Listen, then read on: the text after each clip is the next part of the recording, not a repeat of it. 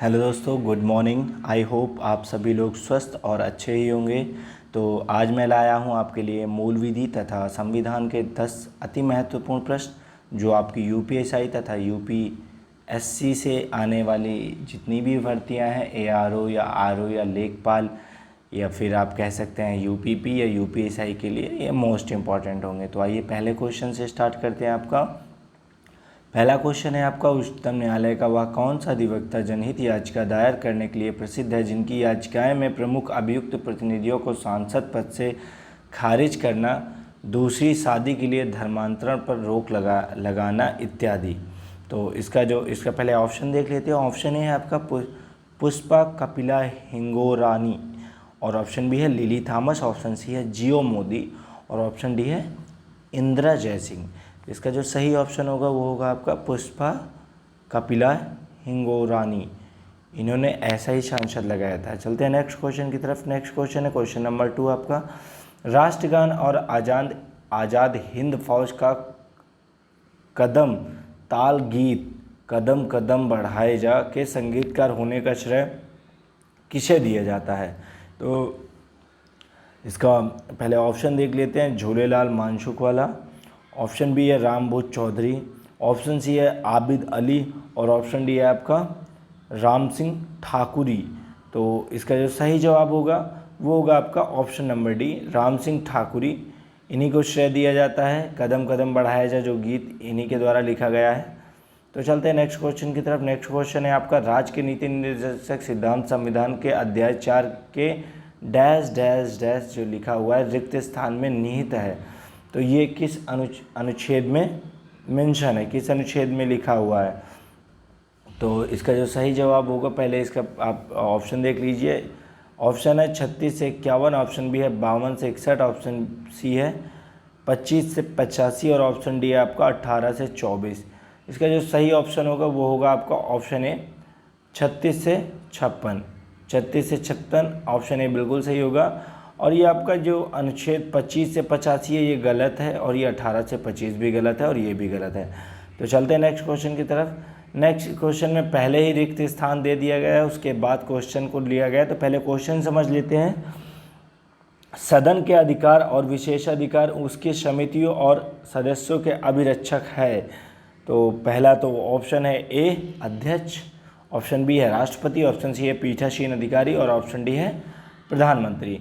तो गाइस इसका जो सही उत्तर होगा वो होगा आपका ऑप्शन ए अध्यक्ष, सदन के अधिकारी।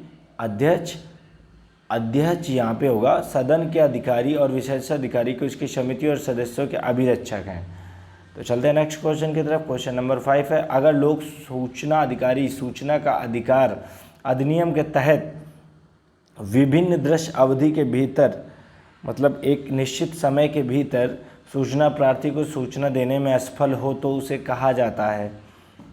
ऑप्शन ए है आपका, ऑप्शन ए है उसको कहा जाता है आपका अवमानना, ऑप्शन बी है सूचना स्थिर, ऑप्शन सी है समय समाप्त, ऑप्शन डी है मंचित अस्वीकृति। जिसका जो सही जवाब होगा वो होगा आपका ऑप्शन डी मंचित अस्वीकृति। मतलब वो जो सूचना थी वो समय से ना दिए जाने तो उसको कहते हैं मंचित अस्वीकृति। जैसे कि लोक सूचना अधिकारी है, अगर वो सही समय पर सूचना नहीं देते हैं तो उन्हें कहते हैं मंचित अस्वीकृति। चलते हैं नेक्स्ट क्वेश्चन की तरफ। क्वेश्चन नंबर 6 है, स्वच्छ साथी कार्यक्रम का ब्रांड एम्बेसडर कौन है? ऑप्शन ए है आपका पीवी सिंधु, ऑप्शन बी है दीपिका पादुकोण, ऑप्शन सी है आपका प्रियंका चोपड़ा, ऑप्शन डी है दिया मिर्जा। तो इसका जो सही जवाब होगा वो होगा आपका ऑप्शन डी दिया मिर्जा। दिया मिर्जा जो है ब्रांड एम्बेसडर है स्वच्छ साथी के। स्वच्छ साथी जो अभियान चला हुआ है उसके ब्रांड एम्बेसडर हैं। क्वेश्चन नंबर 7 पे चलते हैं। किस वर्ष भारतीय वन सेवा की स्थापना हुई? मोस्ट इंपॉर्टेंट क्वेश्चन है, वन सेवा की स्थापना हुई। तो ये जान लीजिए कि ये आपका किस वर्ष हुई थी। तो पहले आप क्वेश्चन ऑप्शन देख लीजिए। ऑप्शन है आपके 1947, 1950, 1951, 1966। तो इसका जो सही जवाब होगा वो होगा आपका 1966 में वन की स्थापना हुई थी। ये ज़रूर याद रखिएगा आप लोग, जो छोटे क्वेश्चन होते हैं वो आपके ज़रूर आते हैं। जैसे ये मैंने आपके लिए एक क्वेश्चन अलग से डाला है, संविधान से हटके थोड़ा सा। क्वेश्चन नंबर 8 है निम्नलिखित स्रोतों में से किसके माध्यम से पौधे हाइड्रोजन प्राप्त कर सकते हैं। तो ये मैंने इसलिए डाला था क्योंकि जब मैंने देखा कि ये आपका यूपीपी और यूपीएसआई तथा एआरओ की वैकेंसी में ये ऑलरेडी ये क्वेश्चन आ चुका था, तो मैंने इसको डाला। अभी मैं आपको ऑप्शन बता देता हूँ। ऑप्शन ए है मृदा जल, ऑप्शन बी है धूप, ऑप्शन सी है मृदा, ऑप्शन डी है वायु। तो जो इसका सही जवाब होगा, तो गाइज इसका जो सही जवाब होगा हाइड्रोजन कैसे प्राप्त करते हैं, तो ये है वायु से। बहुत लोग मृदा जल डाल देते हैं, तो बहुत लोग धूप डाल देते हैं, तो बिल्कुल गलत होते हैं ये। बाकी इसका जो सही ऑप्शन है वो ऑप्शन है डी। चलते हैं नेक्स्ट क्वेश्चन की तरफ। नेक्स्ट क्वेश्चन है लेखपाल एक संस्कृत शब्द है हिंदी में जिसका अर्थ है। तो लेखपाल का जो हिंदी में अर्थ होता है यहाँ पे वो बताना है। ऑप्शन ए है लोगों द्वारा नियुक्त, ऑप्शन बी है आपका दुनिया के न्यायाधीश, ऑप्शन सी है आपका लोगों की देखभाल करने वाला, और ऑप्शन डी है आपका नागरिकों के प्रश्न। तो इसका जो सही जवाब होगा वो होगा आपका ऑप्शन सी, लोगों की देखभाल करने वाले को राज्यपाल कहते हैं। तो गाइस ये नोट डाउन कर लीजिएगा, लोगों को देखभाल करने वाले को राज्यपाल भी कहा जाता है। लेखपाल। हिंदी महासागर कृत्रिम रूप से किस नहर के माध्यम से भूमध्य सागर से जुड़ा हुआ है।